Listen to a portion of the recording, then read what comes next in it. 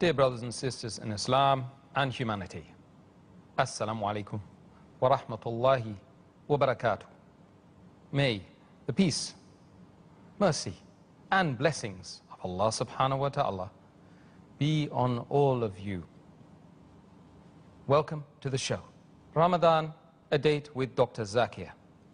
I'm your host, Yusuf Chambers, and today we will be discussing the topic Suhoor and Iftar. Dr. Zakir, Assalamu alaikum wa rahmatullahi wa barakatuh. Wa alaikum assalam wa rahmatullahi wa barakatuh. And how are you today?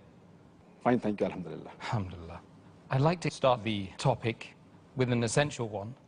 Even myself, I'm not 100% sure of the implications of the terms Suhoor and Iftar. Could you shed some light on these terms for us? Alhamdulillah. Wassalatu wassalam. Ala Rasulillah wa ala alihi wa sahbihi ajmain. Amma ba'd. A'udhu billahi minash shaitanir rajim. Bismillahir rahmanir rahim. Rabbi shrah li sadri wa yassir li amri wahlul 'uqdatam min lisani yafqahu qawli. The word suhoor, it is derived from the Arabic word sahar, which means the later part of the night. And its plural is called as ashar. An Arabic word sahur means a meal which is taken just before the break of dawn. And the Arabic word suhoor is the act of taking the meal sahur. So suhoor is the act and sahur is the pre-dawn meal. As far as the Arabic word iftar is concerned, the word iftar is derived from the Arabic word fatar, which means to tear or which means to break. And the word fatur means the meal taken to break the fast. And the Arabic word iftar means the act of taking the meal to break the fast. I see.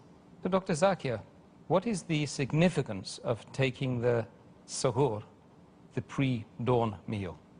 According to the saying of our beloved Prophet Muhammad, it's mentioned in Sahih Bukhari, volume number 3, in the book of fasting, hadith number 1923, where our beloved Prophet said that sahur, the pre-dawn meal, in it is blessing.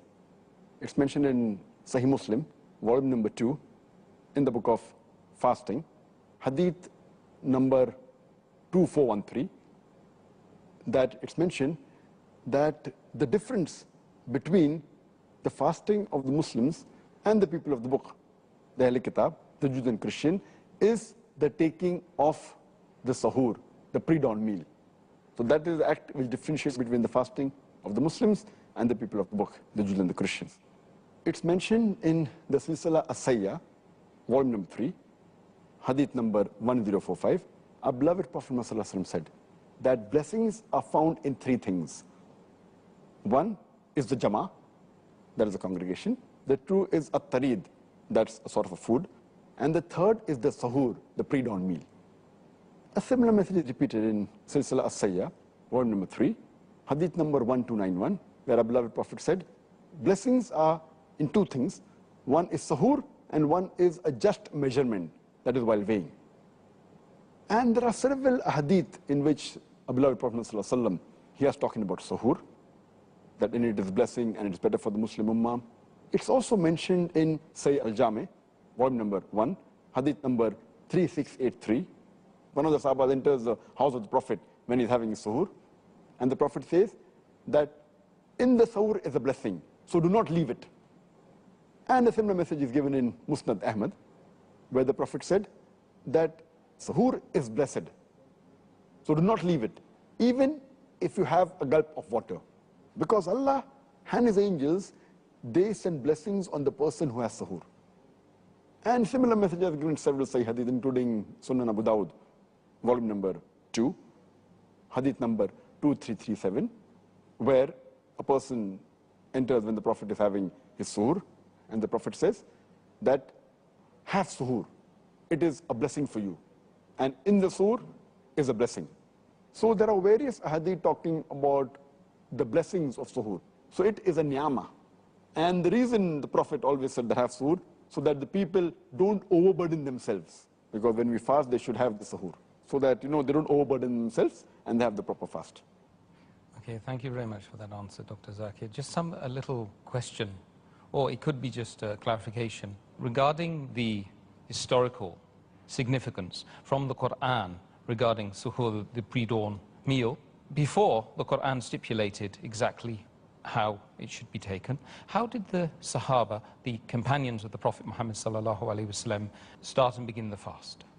Before the Quran gave the exact details of the timings of suhoor, etc., the Sahaba that the Prophet, before the Quranic verse of Surah Baqarah chapter 2 verse number 87 was revealed, they used to follow what was practiced earlier by the Ahl Kitab, by the people of the book. And that you get from various records, even from the Hadith, etc. And at that time, they were supposed to have the iftar immediately after sunset. And once they went to sleep, they could not have any meal. Then they had to fast the complete next day, and they could only have the meal next day after sunset. So this was the practice that was followed earlier. And there's a hadith which is mentioned in Sahih Bukhari, Book of Fasting, hadith number 1915, where it mentions about a Sahaba by the name of Qais ibn Sirmar al-Ansari. And he comes one day to the house at the time of iftar, after doing a lot of hard work, and he tells his wife that I'm hungry, please can I have some food for iftar? So the wife says, there's no food in the house, I will go and get from outside. So when she goes out to get food, because this Sahaba, Qais, may Allah be pleased with him, he was very tired. So before the wife comes back, he goes to sleep. Sleep overtakes him. So by the time the wife comes back and she sees the husband sleeping, she says, oh, what a disappointment. Now we can't have the meal. So when he gets up, next day he could not have the food, and he had to fast the whole next day. And by the time evening comes, he faints. So they took the matter to the Prophet and told him what had happened. And after that, the verse of the Quran, Surah Baqarah, chapter number 2, verse number 187 was revealed, that you can approach your wife and eat and drink until the white thread of dawn is differentiated from the black thread. So then were the rules laid down. That means you could eat the full night, and then the verse continues, you can fast till the night falls, means till sunset. So before this verse was revealed, the action of the fast was different. They could have only one meal immediately after sunset, and once they sleep, they could not have again, until this verse of Surah Baqarah chapter 2 verse 97 was revealed. And that's what we follow today. Well, that's very comforting to know that we can have the dawn meal, because I think a lot of people will be suffering otherwise. The mercy of Allah subhanahu wa ta'ala, indeed. Dr. Zakir, you mentioned a verse just now. Can we just ask you the significance of that verse? Eat and drink until the white thread of dawn appears distinct from the black thread.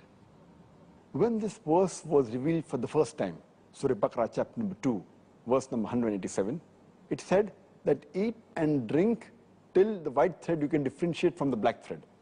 The moment this verse was revealed, the Sahabas understood the meaning as the verse was revealed, and it's mentioned in Sahih al-Bukhari, volume number 6, hadith number 4509, that one Sahaba, the moment he heard this verse, he took two hair strings, one black and one white, and he kept it beneath his pillow. And when he got up for suhoor, he tried to differentiate between the white string from the black string, and he could not really understand, so he went to the Prophet and asked him, what does it mean?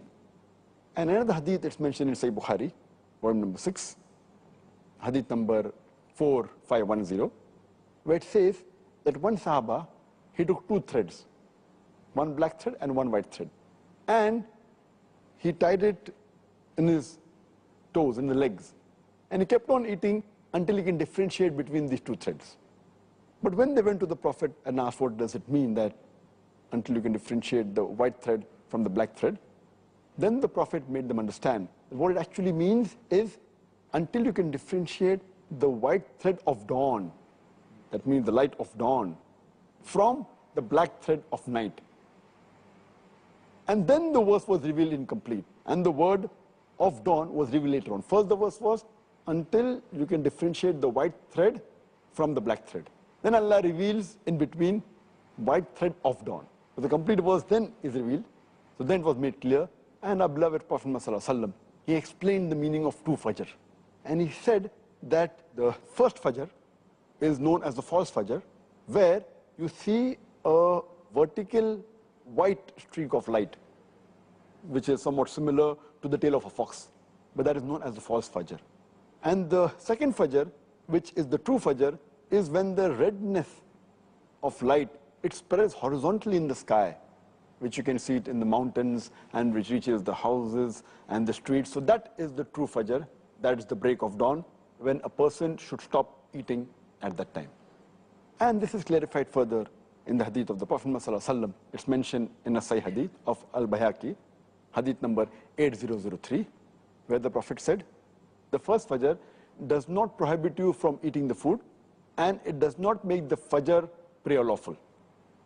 And the second Fajr, that is the true Fajr, it makes the eating of food prohibited, and it makes the Fajr Salah lawful. So we made the differentiation between the two types of Fajr. And further it's mentioned in the hadith of Sunan Abu Dawud, volume number 2, in the book of fasting, hadith number 2348, where the Prophet said, let the people continue eating and drinking and should not stop when they see the white vertical light. And they should keep on eating until they see the horizontal redness of Fajr. That is the true Fajr.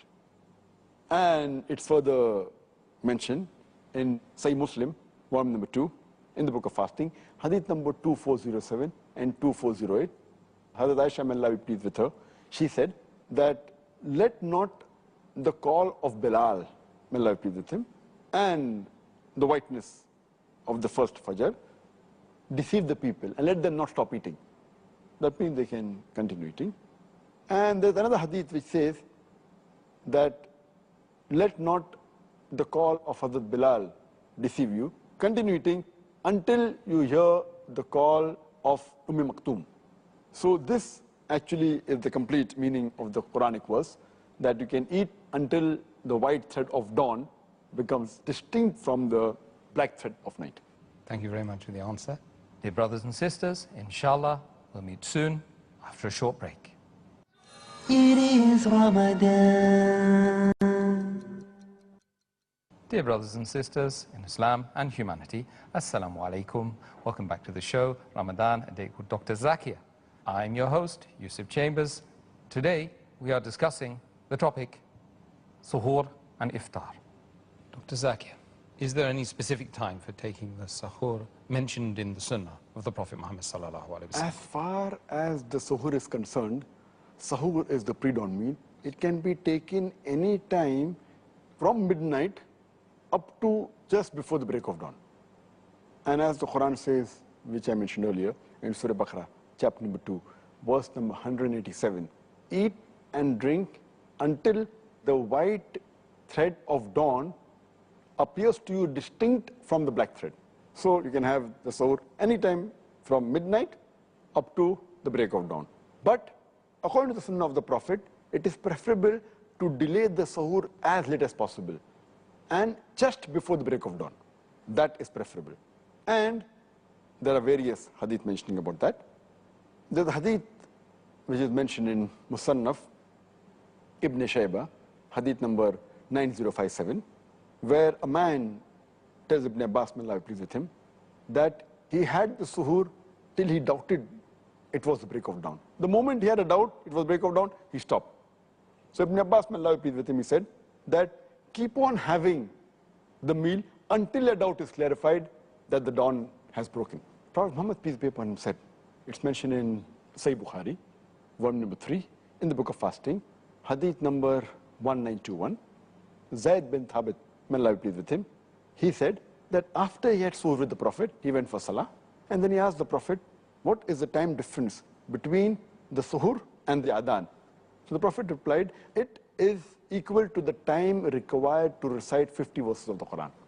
Further, it's mentioned in Sahih Bukhari, volume number 3, in the book of fasting, hadith number 1918 and hadith number 1919, where Hazrat Aisha, may Allah be pleased with her, she said that the Prophet said that when you hear the Adhan, when you hear Bilal, may Allah be pleased with him, pronounce the call for prayer, pronounce the Adhan, please don't get deceived by it, and continue eating and drinking until you hear the adhan of Ibn Maktoum. For he does not pronounce the adhan until it is dawn. That means you can eat till dawn. That is the time for suhoor. But there are various hadith talking about the sunnah of delaying the suhoor.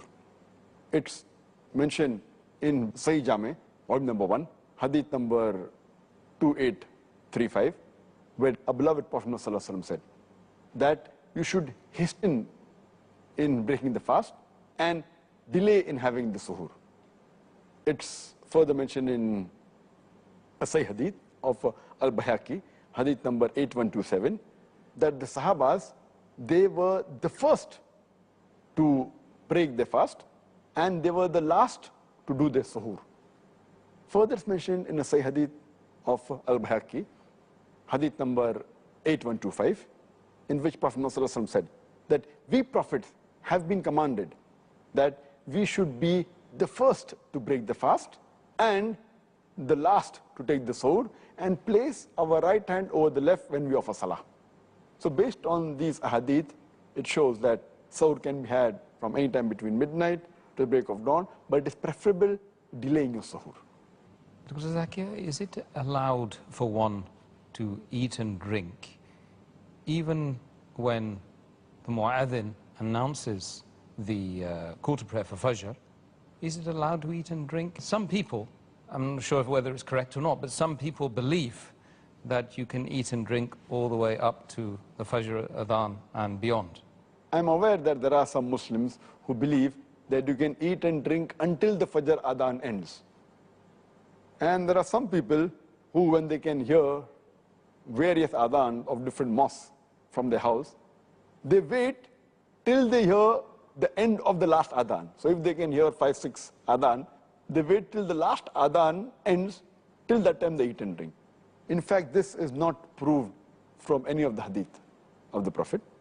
And anyone who innovates a new thing in the deen, it has to be rejected.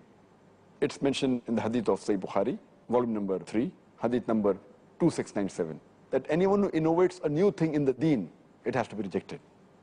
In fact, it's clearly mentioned in the Quran in Surah Baqarah, chapter number 2, verse number 187, that eat and drink until the white thread of dawn becomes distinct to you from the black thread. That means the moment dawn breaks, moment you hear the adhan, you have to stop eating. And as I quoted earlier, the hadith of Sahih Bukhari, volume number 3, book of fasting, hadith number 1918 and hadith number 1919, where Hazrat Aisha, may Allah be pleased with her, she said, when you hear the adhan of Bilal, may Allah be pleased with him, continue eating and drinking until you hear the adhan of Ibn Maktoum. For when he gives the adhan, it is the time for Fajr, that dawn breaks up. That means the moment you hear the adhan, you have to stop eating. The moment you hear the adhan, you have to stop eating. But there is a concession given by our beloved Prophet ﷺ. It's mentioned in a Sahih hadith of Sunan Abu Dawud, volume number 2, in the book of fasting, hadith number 2343, where the beloved Prophet said that when you hear the adhan, and if you have drinking vessel in your hand, you are allowed to satisfy yourself from that vessel. That means our beloved Prophet has given a concession that while you're eating or drinking, something is in your hand, you can complete it. But that doesn't mean that if you have a big sandwich in your hand, that you complete it. If you have a bite left of that sandwich in your hand, and then you've had it, it's fine. Or when you're drinking a glass of water, and there is something left in it, you can have it. That doesn't mean you can go out of your way and touch your hand and pick up another glass of water and keep on have a big burger or a sandwich and keep on eating for a few minutes after the adhan started. And it's a misconception that you can eat till the end of the adhan. There's no hadith saying that. Because you start the adhan the moment the Fajr prayer's time starts. A moment it's the break of dawn, the adhan has to be given. The moment you hear the adhan, you have to stop eating. Dr. Zakir, when is the correct and the best time to break the fast? The best time to break the fast is as soon as night falls. As the Quran says in Surah Baqarah chapter 2 verse 187, eat and drink until the white thread of dawn becomes distinct to you from the black thread, and keep the fast until night falls. The moment you see the sunset, that is the best time that you should break the fast. And there is a hadith of Muhammad Sallallahu Alaihi Wasallam mentioned in Sahih Bukhari, volume number 3, in the book of fasting, hadith number 1954, where the beloved Prophet said, when you see the night falls from this side and the day vanishes from this side and the disk of the sun sets, you have to break your fast. Another hadith mentioned by Abu Sa'id, may Allah be with him, of Sahih Bukhari, volume number 3, book of fasting, chapter number 45. He said, we broke the fast moment we saw that the sun had set.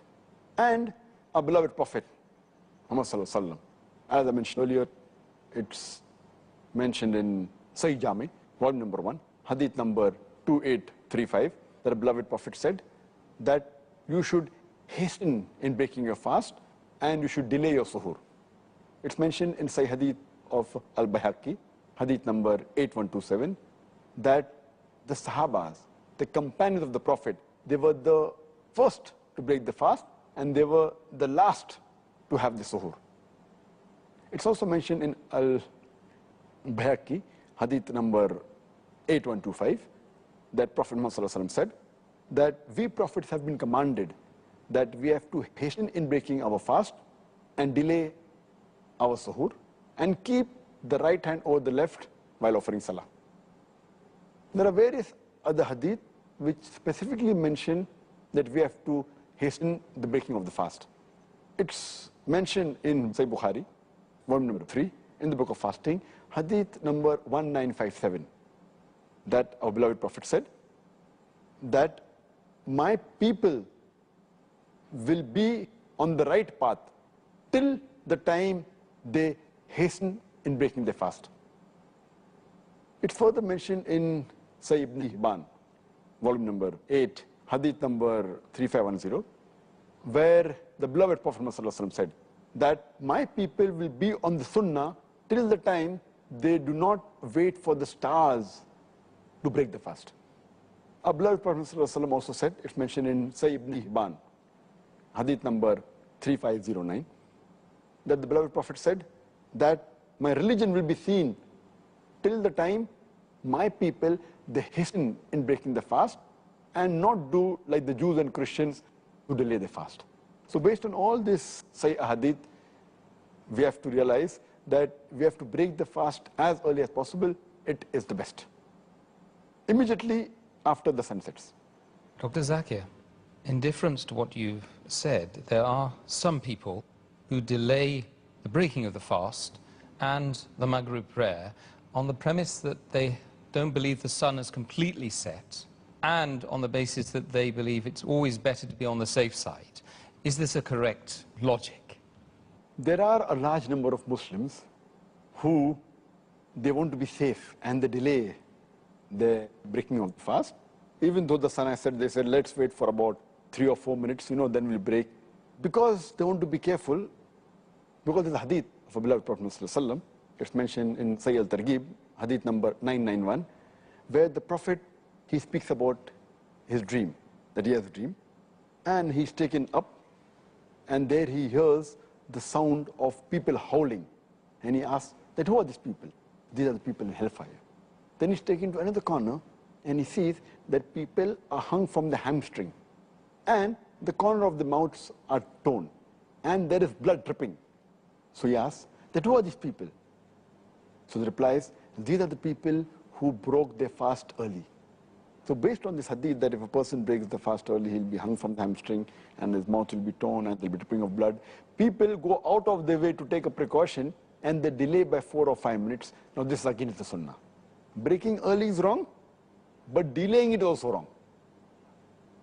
Because as I mentioned earlier, it's clearly mentioned in the Quran, in Surah Baqarah chapter 2, verse number 187, that keep the fast until night falls. And as I mentioned earlier in the earlier answer, it's mentioned in Sahih Bukhari, volume number 3, in the book of fasting, hadith number 1954, our beloved Prophet ﷺ said that when night falls from this side and the day vanishes from this side, and when the sun sets, you break your fast. And there are various other hadith which I quoted earlier, including Sahih Bukhari, volume number 3, in the book of fasting, hadith number 1957, our beloved Prophet said that my people will be on the straight path till the time they hasten to break the fast. It's mentioned in Sahih Ibn Hibban, volume number 8, hadith number 3510, that the beloved Prophet ﷺ said that my people will be on the sunnah till the time they don't wait to see the stars to break the fast. And it's also mentioned in Sahih Ibn Hibban, volume number 8, hadith number 3509, that the beloved Prophet ﷺ said that my religion will be seen till the time my people hasten in breaking the fast and do not delay like the Ahl Kitab, the Jews and the Christians. So here there are various hadith talking about you should hasten breaking the fast. But natural, it should be after the sun has set. We cannot break the fast before the sun sets. But the moment it's confirmed that the sun has set with your own eyes, or nowadays there are clocks, there are watches, you can easily time yourself. So there's no need of waiting 4 or 5 minutes and taking a precaution. If you do that, that's what the Prophet said, that my ummah will not be on the sunnah. So to be on the sunnah, on the right track, the moment the sun sets, you should break the fast immediately. I think it's very clear, isn't it? The answer is very clear. Alhamdulillah. Like so many things in the deen, very clear. Dear brothers and sisters, inshallah, we'll meet soon after a short break. It is Ramadan. Dear brothers and sisters in Islam and humanity, Assalamu alaikum. Welcome back to the show, Ramadan, a date with Dr. Zakir. I'm your host, Yusuf Chambers. Today, we are discussing the topic, suhoor and iftar. Dr. Zakir, what did the Prophet Muhammad sallallahu alaihi wasallam prefer to eat when breaking his fast? It's mentioned in the hadith of Sunan Abu Dawud, volume number 2 in the book of fasting, hadith number 2349. It's mentioned that Prophet Muhammad sallallahu alaihi wasallam, when he used to break his fast, he used to have fresh dates, rutub, fresh dates. And if he did not find fresh dates, he used to have dried dates. And if that wasn't available, he used to have water. So the best is to have fresh date, that is the sunnah of the Prophet. If you can't find fresh date, then you can have dried dates. If you can't find dried date, then have water. If you can't find water, then any food that's available, you can break your fast. And if you can't find any food, or if you're midway traveling, then at least you break the fast with the intention. You intend in your heart that you've broken the fast, and as soon as you find food, you can have it. SubhanAllah. Hopefully we won't be in that situation these days. One never knows. Doctor, what's the best thing to announce whilst you're breaking the fast? The dua or the prayer or any announcement which is specific for breaking the fast? Many Muslims, they say many du'as before they put the food in their mouth. And all these du'as that is there of breaking the fast, most of them, they are zaif or they are unauthentic, they're mawdu. The authentic dua while breaking the fast is of Sunan Abu Dawud, volume number 2, book of fasting, hadith number 2350, in which the Prophet recited, it's mentioned, Zahaba Zama, Wabtalati Uruku, Wabsabat al Ajr, inshallah, which means that the thirst has been quenched, the veins have been moistened, and the reward is certain if Allah wills. Now, though this dua is authentic, some of them say this dua before they put their food in their mouth, before they break the fast, which by meaning itself it doesn't make sense. This dua is supposed to be said after you put the food in the mouth. The right thing is, before you put the food in the mouth, you have to say Bismillah. That was the practice of our beloved Prophet ﷺ. And after he ate the dates and water, or he ate food and he had water, then this dua makes sense. Zahaba Sama, Wabtalati Uruku, Wabsabat al Ajr, inshallah, which means my thirst has been quenched. Only when you have water can your thirst be quenched. So how can you say this dua before you break the fast? Only after you break the fast and you had dates and you had the fruits or you had the food and then you had water, and you say that my thirst had been quenched and my veins had moistened and the reward is certain, inshallah. And there are various other hadith of our beloved Prophet ﷺ. So as far as the dua, immediately before breaking the fast, say Bismillah, and after breaking, when your thirst is quenched, you have to read this dua. But there are other hadith. It's mentioned in Ibn Majah, volume number 3, hadith number 1752, that the beloved Prophet said that the dua of 3 people are never unanswered, means they're always answered. That is the dua, the supplication of a just ruler and imam, the dua of a person who fasts until he breaks his fast, and the dua of an oppressed. The same message is repeated in Ibn Majah, volume number 3, hadith number 1753, that a person who fasts, his dua accepted when he breaks his fast. So before breaking the fast, you can do any dua, you can pray to Allah subhanahu wa ta'ala in your own language, in the Arabic, Rabbana atina fid dunya hasanatan wa fil akhirati hasanatan wa qina adhaban nar. Any dua you can ask from Allah subhanahu wa ta'ala, ask for forgiveness, ask for supplication. Whatever you feel, you can ask. This is the best time before breaking the fast. Thank you very much, Dr. Zakir. Now we are furnished with the information. We can go out there and break our fast more appropriately, inshallah. Dr. Zakir, now we've completed the interview stage on suhoor and iftar. Once again, we have many questions from the audience, and I think it's time that we answered some of them, don't you? Inshallah. The first question, member of the audience, he asks, or he or she could be, different du'as are recited at the beginning of the fast, during the sahur. Which is the most authentic? As far as reciting any dua, I do not know of any Sahih hadith in which the Prophet has recited any dua at the suhoor time, or any of the Sahaba has mentioned any dua. I don't know of any. In fact, what our Prophet said, it's mentioned in the hadith of Tirmidhi in the book of fasting, hadith number 730. Our beloved Prophet said that anyone who has not intended to fast before dawn, there's no fast for him. The Prophet so said, hadith of Sunan Nisai in the book of fasting, hadith number 2331. Our beloved Prophet ﷺ said, there is no fast for a person who has not intended to fast the night before. That means intention is compulsory for fasting. It should be done before the break of dawn, or as the hadith says, that the night before. Means any time before the break of dawn, you can intend. But when you intend, you need not say it loudly. It's not required, because you intend in the heart. So the main thing is intend in your heart that you're going to fast, and that's sufficient. When you want to pray, you intend, you do niyah for praying, and you pray. You don't have to say it loudly. The same way, you don't have to say that I intend to fast. But many people, many of the Muslims have invented words in Arabic or in different languages that I intend to fast tomorrow, etc., which we don't find in any of the Sahih hadith, and neither do we find in the sayings of the Prophet or of the Sahabas. So the best is to intend in your heart, that's it, and there's no particular dua for suhoor. Okay, that's very enlightening, that answer. Hope that answers the question of the participant, the audience. Next question from our audience.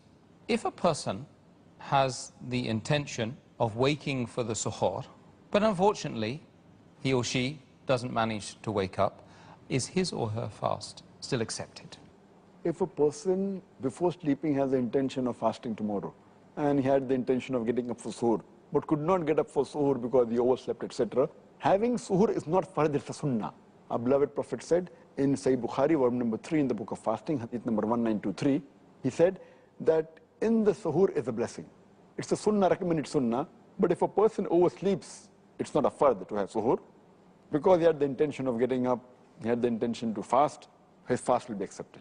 Jazakallah khair, Dr. Zakir. Next question. Somebody wants to know, did the Prophet Muhammad sallallahu alaihi wasallam recommend any particular food for the dawn meal? It's mentioned in a Sahih hadith of Sunan Abu Dawud, volume number 2, in the book of fasting, hadith number 2338. The beloved Prophet said, the believer's meal, the best is dates for suhoor. For the pre-dawn meal, for suhoor, the best meal is the date. The Prophet also said, it's mentioned in Musnad Ahmad, hadith number 11086. The Prophet said that have suhoor even if it's a gulp of water. So the best is dates, and he had other things, and we should also have water. So these are the things that the Prophet recommended for suhoor. Dates must have some amazing scientific qualities. We need a program in itself just to discuss that. Dr. Zakir, next question, question 4. There's a hadith which mentions that if a person eats or drinks forgetfully, then Allah has provided him with food and drink. Last Ramadan, whilst fasting, my husband requested me a glass of water. Not realizing that he was fasting, I served him with a glass of water and he drank. Should I have reminded him that he was fasting or consider it a provision from Allah?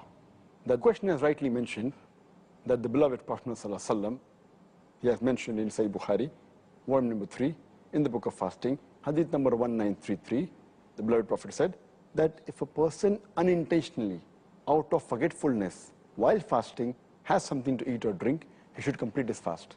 And what he has eaten and what he drank, he should think it's from Allah subhanahu wa ta'ala. So, but a person who has unintentionally, out of forgetfulness, it is totally valid, he can complete the fast. But here, the husband has forgotten. The wife knew it very well. What the wife should have done was, she should have reminded the husband. Because the Quran says, in Surah Al-Imran, chapter 3, verse number 110, تَأْمِرُونَ بِالْمَعْرُوفِ وَتَنْهَوْنَ عَنِ الْمُنْكَرِ. Enjoin what is good and forbid what is wrong and believe in Allah. So here, it was the duty of the wife to remind the husband that he was fasting. And Quran says that ta'awun al-birri wal-taqwa, that they help each other in good deeds, goodness and righteousness. So here it was the duty of the wife, because she knew that the husband was fasting. If she did not know and she gave it, it would have been forgiven. But because knowing very well that the husband was fasting, she purposefully gave it to him. I feel what she had done is wrong. It's a sin.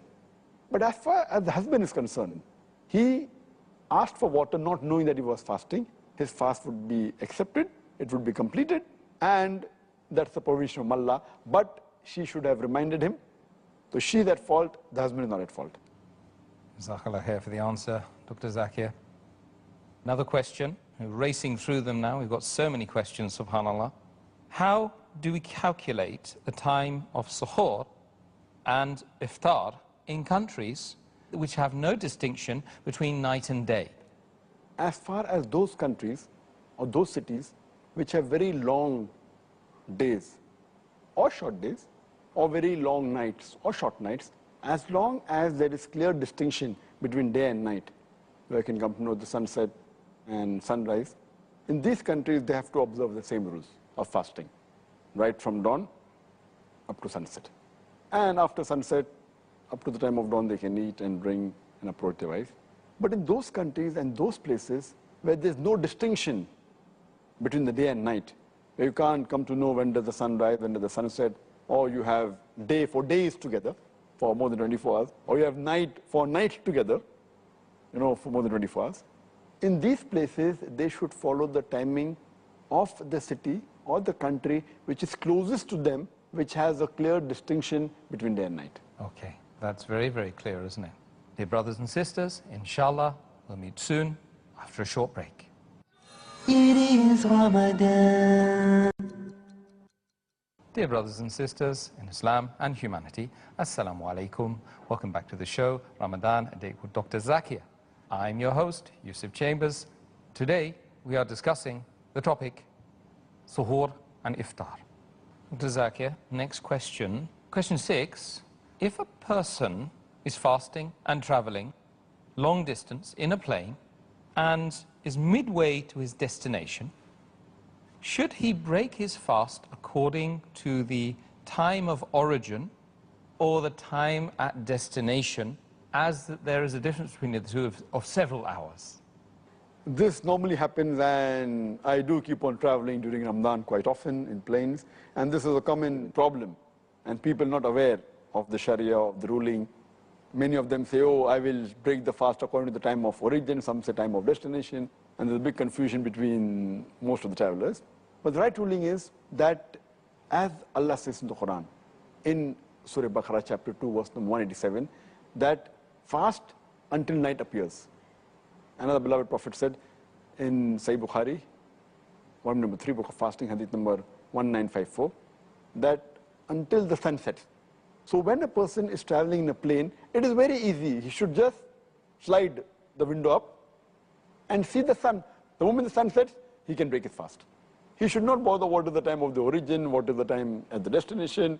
He should see that where he is, from the position where he is, the moment if he sees the sun set, complete disk has vanished, he should break the fast. Similarly for suhoor, the moment he sees the vertical white streak of dawn, it is the false dawn. The true dawn is when he sees a reddish horizontal. When he sees that, it's the time for suhoor, you should stop eating. So while person is in a plane, it's very easy to decide. We don't have to ask anyone, just slide the window up. If it's not from his side, he can go to the other side and see the sun and decide whether the time is there for suhoor or for iftar. No, you've made what sounds a very complicated situation to be very simple, in fact. Alhamdulillah. That's the purpose of these programs, isn't it? Alhamdulillah. Another question, question 7. If a person breaks his fast after sunset on the ground and immediately takes off in a plane and then sees the sun, does he have to stop eating? Is his fast valid, or should he repeat it? And this situation can happen to a traveler, that he's in a place and the time for iftar is there, the sun is set, and he has iftar, and immediately the plane takes off, maybe 2 minutes after iftar. The sun sets at 6 o'clock, and 6:02, 2 minutes after 6 o'clock, the plane takes off. And the moment the plane takes off, it goes at a high altitude, and at that time you can see the sun. So what happened? Does he have to stop eating? The person who has completed his fast where he was staying, the fast is valid. He doesn't have to stop eating. The fast of that day is finished. He has completed the fast. He can have the iftar. Even when he goes to a high altitude and he sees the sun, he need not stop eating. His fast is completed. But on the other hand, if a person takes off 2 minutes before at 5:58 or 2 minutes to 6, 2 minutes is balance to break his fast. And if he takes off and then sees the sun, and he sees the sun for another 5-10 minutes, he should not break his fast. He can't say, okay, while at the ground 2 minutes was left, so now it is 6 o'clock, the time is up, I will break my fast, because there he can see the sun. So at that time, he should continue fasting only after the sun sets, maybe after 5 minutes or 10 minutes or 15 minutes. That is the time that he should break his fast.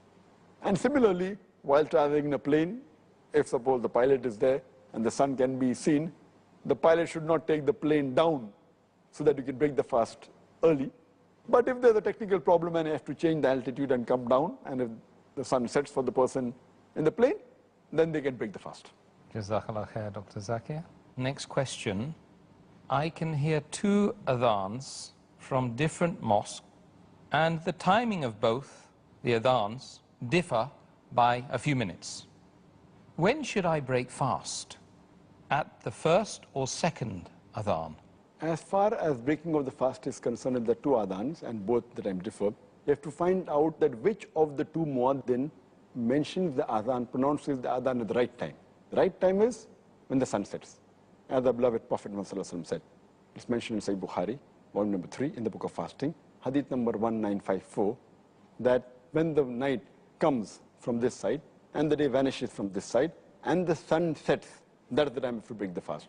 So best is you have to first find out which of the 2 muaddin is pronouncing the adhan at the right time. Or if there's a doubt, best is, today's the age of science and technology, we have a chart which exactly tells the time when the sun sets, and you can match it with your own watch, the time, or you can match the adhan, which of the 2 muaddin gives the right adhan, and that's the right time we should break the fast. You should not say that whichever muaddin gives first you have to break. If there's a difference, try and find out which of the 2 muaddin pronounces the adhan at the right time. Or best is, you do it yourself, you verify your watch, it's the right time, see the timetable, and break the fast at the right time. Couldn't happen in the UK because we can't hear people reciting the adhan, unfortunately. I wish we could. Question 9. Once we invited a guest for iftar, he said it is discouraged to talk whilst eating in the religion of Islam. Is he correct? I don't know of any hadith of the Prophet Muhammad where he said that you should not speak while eating, etc. In fact, Allah says in the Quran in Surah Nisa chapter 4, verse 59, that if there's a difference, go back to Allah and His Rasul. There's no text in the Quran which says you should not speak while eating. There's no text in the hadith in which the Prophet commanded you should not speak while eating. In fact, there are hadith exactly the opposite. The Prophet spoke while eating. For example, if you read the hadith of Sahih Muslim, volume number 3, hadith number 5093, where the Prophet was served vinegar, and he said that vinegar is a good food while eating. There are other hadith in which the Prophet said that do not eat with your left hand, for Satan eats with the left hand. Again, this is while eating. Other hadith of Sahih Bukhari, volume number 7, hadith number 5376, where the beloved Prophet ﷺ said there was a boy who was eating with the Prophet, and he was moving his hand around. So the Prophet said, eat with the right hand and eat from what is close to you. So this he said while eating. So all these hadith prove that there is no restriction for speaking while eating. Whenever there's a difference, go back to Allah and the Rasul and you'll get the answer. That's very clear, thank you. Last question. If a person's earnings are known to be haram, can we accept his iftar invitation? There's no hadith saying that you cannot accept the invitation of iftar of a person who has unlawful earning. In fact, there are hadith showing that Prophet Muhammad, he went to the meal when invited by the Jews, and the Quran said the Jews used to involve themselves in usury, and usury is a bit haram. So based on the fatwas of various scholars, they say that if such person calls you for iftar, it is a blessing for you and a sin for him. If he has earned something from wrong means, he'll be held responsible, you won't be responsible for that. Jazakallah khair, Dr. Zakir, for that final answer. That is, we've reached the end of today's show.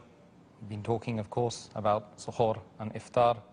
And, brothers and sisters, now you've got plenty of ammunition to go forth in this Ramadan. Make sure you start your fast and end your fast in the correct way. I ask Allah subhanahu wa ta'ala to bestow peace and blessings upon all of us during this holy month of Ramadan.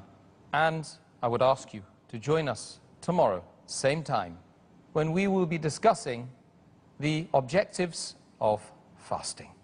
Assalamu alaikum.